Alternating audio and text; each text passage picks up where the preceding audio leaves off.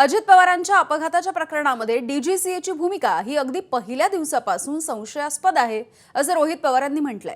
रोहित पवार आणि अमोल मिटकरी डीजीसीएच्या विरोधामध्ये marine drive police ठाण्यामध्ये तक्रार दाखल करतायत।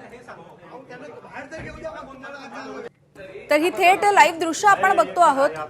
रोहित पवार हे मरीन ड्राइव्ह पोलीस ठाण्यामध्ये सध्या पोहोचलेले आहेत आणि डीजीसीएच्या विरोधामध्ये ते तक्रार दाखल करता आहेत। अगदी पहिल्या दिवसापासून डीजीसीएनं व्हीएसआर कंपनीला क्लीन चिट देण्याचा प्रयत्न केलेला होता आणि त्यामुळे व्हीएसआर कंपनीवरती जी कारवाई करण्यात येते आहे ती केवळ दिखावा आहे का असा सवाल देखील रोहित पवार यांनी विचारलेला आहे। डीजीसीएच्या विरोधात तिथं असणारे जे अधिकारी या विमानाच्या संलग्न असणारे नाहीतर या व्हीएसआर कंपनीवर काम करणारे त्या अधिकाऱ्यांवर एफआयआर झालं पाहिजे। त्याच्याचबरोबर व्हीएसआर कंपनीच्या मालकांवर एफआयआर झाला पाहिजे। ॲरो या कंपनीवर एफआयआर झाला पाहिजे। चौथं की जे अधिकारी त्या ग्रुपवर आहेत, ज्या अजितदादांच्या ग्रुपवर जिथं चर्चा होती कुठलं विमान घ्यायचं आणि कुठलं नाही घ्यायचं, तिथं जे कोणी अधिकारी या विषयाच्या निगडीत असतील त्यांच्यावर तिथं एफआयआर झाली पाहिजे।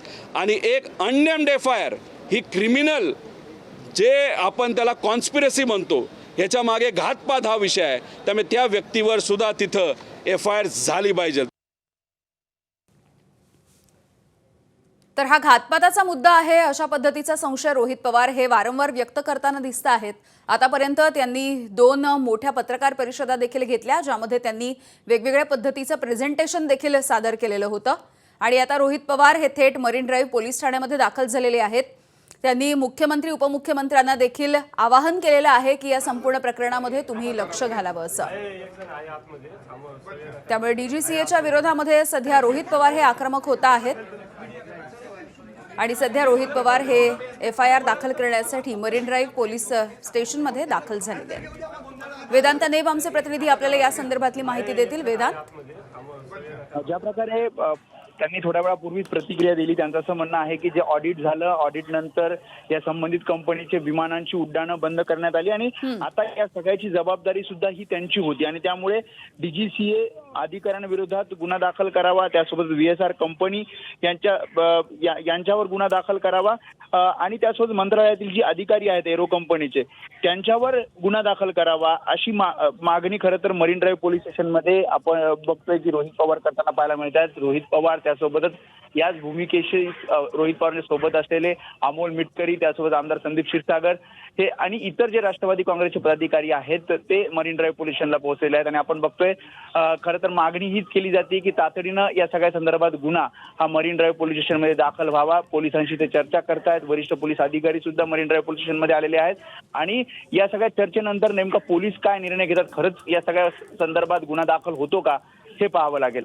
यामिनी अगदी वेदांत, खरं तर डीजीसीएच्या संदर्भात म्हणजे जी भूमिका राहिलेली आहे, डीजीसीएने ज्या पद्धतीने संपूर्ण प्रकरणामध्ये ऑडिटच्या नंतरही जी क्लीन चिट देण्याची भूमिका साधारणपणे घेतली आहे याच्या विरोधामध्ये सध्या रोहित पवार आवाज उठवताना दिसत आहेत। नेमकं ऑडिटमध्ये त्यांनी काय म्हटलेलं होतं आणि दुसरं म्हणजे आता रोहित पवार यांनी मुख्यमंत्री उपमुख्यमंत्र्यांना देखील या प्रकरणामध्ये लक्ष घालण्याचं आवाहन केलंय। काही पुरावे, काही कागदपत्र हे रोहित पवारांकडे आहेत आणि ज्या प्रकारे ऑडिट रिपोर्ट समोर आल्यानंतर ज्या प्रकारे आता ही उड्डाणं बंद करण्यात आली व्हीएसआर कंपनीची, त्यानंतर आता पुढचं पाऊल म्हणून रोहित पवार या कंपन्यांवर गुन्हा दाखल करावा, डीजीसीएच्या अधिकाऱ्यांवर ज्यांनी उड्डाणांची परवानगी दिली किंवा ज्या प्रकारे नियम डावलून जी काही गोष्टी होत होत्या, जे ऑडिटमध्ये समोर आलेलं आहे, या सगळ्याकडे कुठेतरी निष्काळजीपणा हा डीजीसीएचा आहे, जबाबदारी डीजीसीएची होती, त्यामुळे संबंधित अधिकाऱ्यांवर गुन्हा दाखल करावी त्यांची मागणी आहे। सोबतच व्हीएसआर कंपनी ज्याच्यावर आपण बघितलं मागील 2-3 पत्रकार परिषद घेत रोहित पवारांनी विविध पुरावे सादर केले की कशा प्रकारची विमानं होती आणि कशा प्रकारे त्यांचा जो आरोप आहे की डीजीसीए कडनं कुठल्याही प्रकारे लक्ष न देता ही विमानांची उड्डाणं व्हायची आणि मेंटेनन्स असेल, ऑपरेशन असेल, या सगळ्या गोष्टींविरोधात खरं तर त्यांनी पत्रकार परिषद अनेक मुद्दे मांडले होते आणि आता हीच सगळी कागदपत्र घेऊन रोहित पवार त्यासोबत अमोल मिटकरी हे मरीन ड्राइव्ह पोलीस स्टेशनला पोहोचलेले आहेत आणि आता संबंधितांवर गुन्हा दाखल करावा ही त्यांची प्रमुख मागणी आहे। अगदी वेदांत, धन्यवाद तुर्तास या माहितीसाठी। एबीपी माझा, उघडा डोळे बघा नीट।